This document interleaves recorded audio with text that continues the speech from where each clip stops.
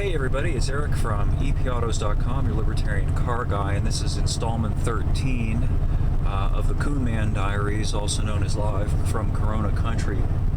Headed down to sit in the parking lot of my coffee shop again, which is still open, bless them, in the sense that you can still go in and get a cup of coffee, and you can sit in your vehicle in the parking lot, social distancing, and piggyback on their Wi-Fi and work. And I continue to do that for two reasons. One, it's clinging to a sense of normalcy in these insane times. The idea that just being able to go out to a coffee shop and have a cup of coffee is now an extraordinary event. That's how diminished our lives have become in the midst of this manufactured corona crisis. But the second thing is to encourage and hopefully egg on other people to do the same.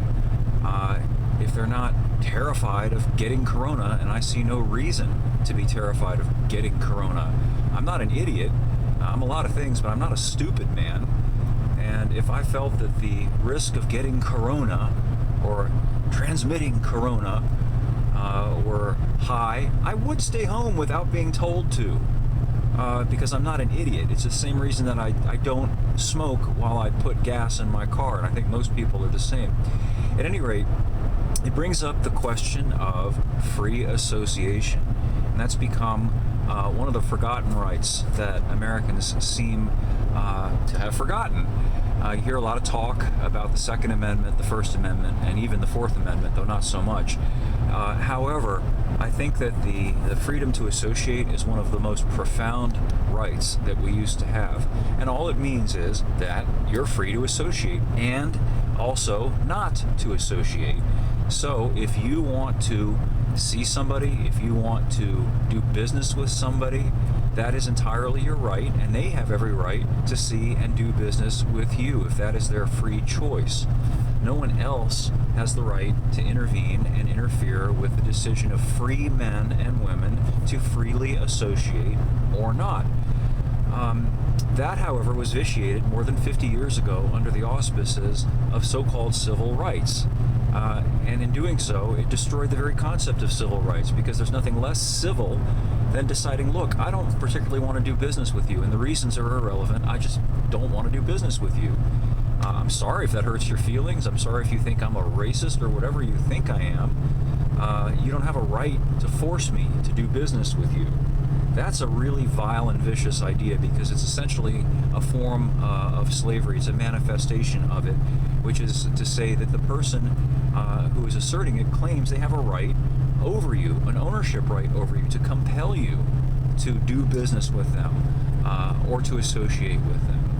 So getting back to this corona thing, free people should have the right, if they wish, to congregate. Free people should have the right to go get a cup of coffee at a coffee shop or go have a meal at a restaurant if the restaurant's owner is willing to let people come in and serve them. That's his prerogative.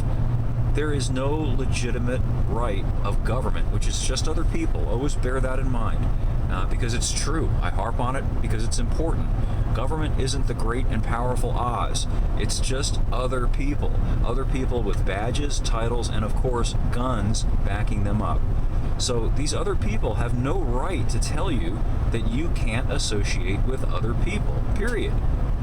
The only time that it's legitimate to use force against anybody is if they are doing tangible harm to somebody else.